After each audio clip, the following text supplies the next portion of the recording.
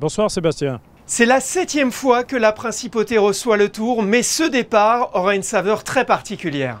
Effectivement, c'est une épreuve qui n'est pas un grand départ, ni un prologue comme on les a fait, notamment en 2009. Il s'agit d'un contre-la-montre individuel.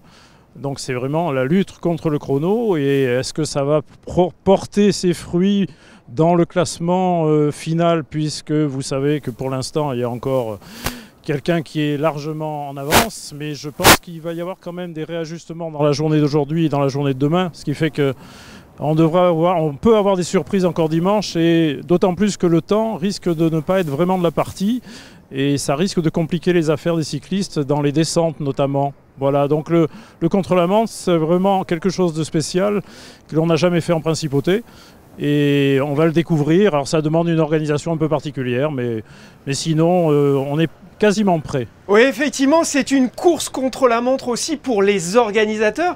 Que va-t-il se passer dans les prochaines heures ? Eh bien, dans les prochaines heures, on va terminer le barriérage de la totalité du parcours. Ça fait quand même 8000 mètres de barrière à positionner. Alors, on a attaqué déjà hier. On essaye de travailler la nuit de préférence pour ne pas épuiser ni les résidents, ni ceux qui posent les barrières, parce que c'est quand même une charge importante.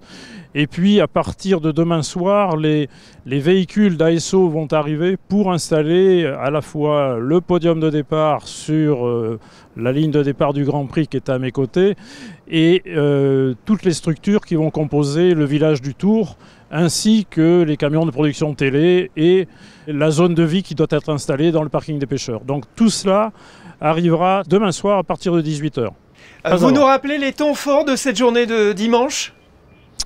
Alors dimanche, à partir de 7 h, les équipes vont arriver sur les 3 paddocks qui sont disposés sur le quai Albert Ier, la route de la piscine côté sud et le quai Antoine Ier. Donc c'est là où tous les motorhomes, les camions ateliers et les vélos de contre-la-montre seront disposés. Donc on a intérêt à venir les voir en préambule de la manifestation. À partir de 10 h, la route sera fermée sur la totalité du parcours et cela jusqu'à 20 h. Donc prenez vos dispositions si vous voulez vous déplacer en automobile. En revanche, si vous voulez vous déplacer à pied, aucun problème, puisque toutes les traversées sont prévues et seront tenues par des bénévoles sur la totalité du parcours. À 11 h 40, les premiers coureurs effectueront leur reconnaissance, c'est jusqu'à Nice, soit à vélo, soit en voiture, jusqu'à 12 h 40. À 12 h 40, vous aurez le départ des cadets juniors. C'est une opération organisée par un partenaire de ASO du Tour de France qui s'appelle Continental et qui invite dans chaque ville-étape le club local à participer exclusivement comme privilège à l'étape qui suivra donc leur départ. À 13 h 10, il y aura le passage de la caravane. Oui, et ça c'est un moment très attendu, hein. Surtout dans un territoire de 2 km², c'est un sacré défi pour vous. Ben le défi, c'est surtout celui d'arriver depuis Nice directement par l'autoroute jusqu'à Monaco. Après, une fois qu'ils seront sur la ligne de départ du Grand Prix, ils prendront leurs aises. Mais je pense qu'il y a un petit peu d'angoisse, aussi bien au niveau de la Principauté qu'au niveau des organisateurs qui vont prendre le départ avec eux depuis Nice, parce qu'il y aura à peu près 200 véhicules publicitaires et pratiquement une demi-heure de passage sur le parcours à partir du boulevard Albert Ier. Ils vont donc traverser toute la Principauté pour rejoindre Beausoleil, puis La Turbie, Èze et Nice pour terminer. Donc au moins une demi-heure de passage. Et le premier départ du concurrent aura lieu à 14 h 40, dans l'ordre évidemment inverse du classement, jusqu'au leader qui partira à 18 h 45. Depuis quand préparez-vous cette journée marathon et combien de personnes sont-elles mobilisées sur ce projet ? Alors, en ce qui concerne les bénévoles qui vont justement tenir les points de cisaillement, là où on autorise ou pas les traversées de piétons, il y a à peu près 120 personnes. Donc une trentaine dédiées à la logistique, parce que on ne sait pas encore, comme je vous disais tout à l'heure, si il fera beau ou mauvais, mais en tout cas on prévoit le chaud. Et donc il faut les abreuver, les alimenter, les remplacer, les coucouner, parce qu'ils seront sur le terrain pendant une douzaine d'heures. Et c'est énorme. Vous avez connu l'adrénaline des grands événements quand vous étiez à l'Automobile Club de Monaco.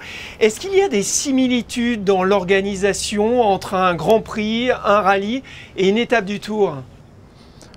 Ben, je pense que la similitude, c'est simplement l'heure de départ du premier concurrent. La seule différence, c'est que sur un Grand Prix, ils sont tous groupés comme sur une étape du tour normal.